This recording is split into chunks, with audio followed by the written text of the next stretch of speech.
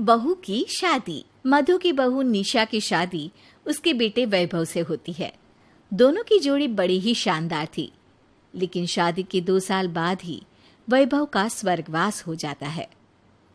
निशा की माँ निशा की सास से कहती है, देखिए, अब इसका पति तो रहा नहीं।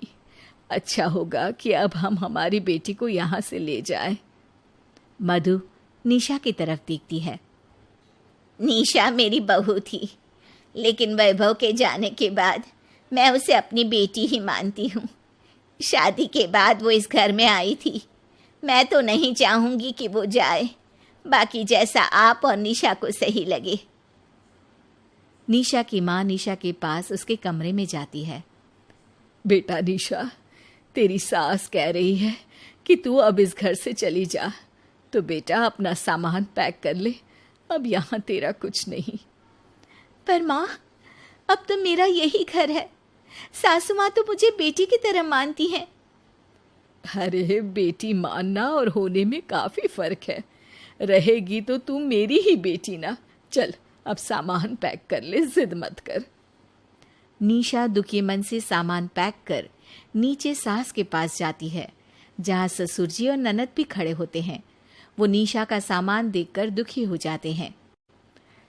अरे बेटा, अब इन लोगों से क्या बात करनी है। चल निकलते हैं यहाँ से।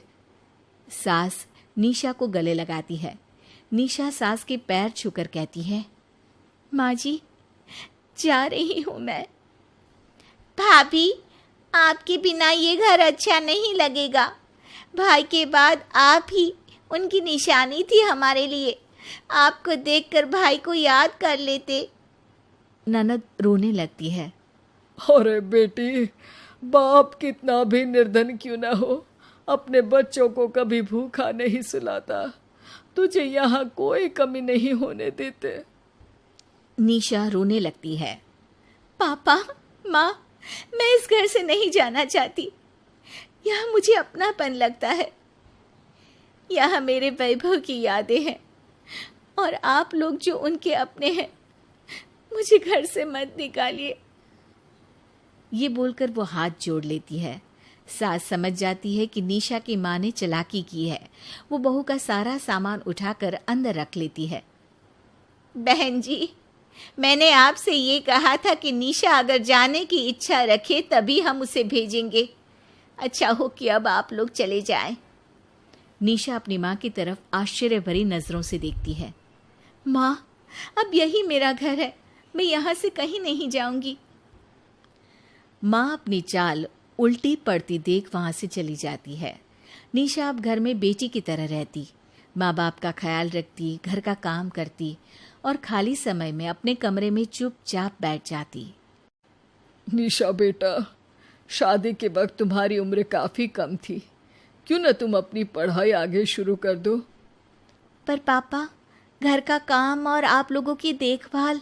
अरे क्यों भाई, वो तो तुम और पिंकी दोनों मिलकर कर लेना। मैं कल ही कॉलेज का फॉर्म लेकर आऊंगा।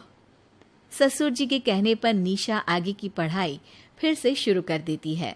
वो खूब पढ़ती है और एक अच्छी सी नौकरी में भी लग जाती है। एक दिन निशा के घर की घंटी बजती है। एक सुंदर सा लड़का अपने माँ बाप के साथ खड़ा होता है। वो सब अंदर आकर बैठ जाते हैं। निशा के सास ससुर उन लोगों को अंदर बिठाते हैं। लड़के के पिता बोलते हैं, हम आपकी बेटी निशा की शादी के लिए रिश्ता लेकर आए हैं। अरे सुनती हो, जरा बाहर तो आओ। निशा की सास भी बाहर आ जाती है। ये लोग निशा के लिए रिश्ता लेकर आए हैं। ओहो, ये तो बड़ी खुशी की बात है। क्या करते हो बेटा? जी मैं निशा के ऑफिस में ही मैनेजर हूँ। अच्छा, रुको, मैं निशा को लेकर आती हूँ। सास निशा को भी वहां बुला लेती है। अरे सर, आप और आपके साथ ये मेरे मम्मी पापा है निशा। मैं तुमसे शादी करना चाहता हूँ और शादी का रिश्ता लेकर आया हूँ। निशा को ये सुनकर गुस्सा आ जाता है। पर मैं शादीशुदा हूँ। पूरा ऑफिस ये बात जानता है सर। फिर आप? हमें पता है बेटी, अभिषेक ने हमें सब बता दिया था। हमें शादी से कोई दिक्कत नहीं है। लेकिन मुझे है, मैं शादी नहीं करना चाहती।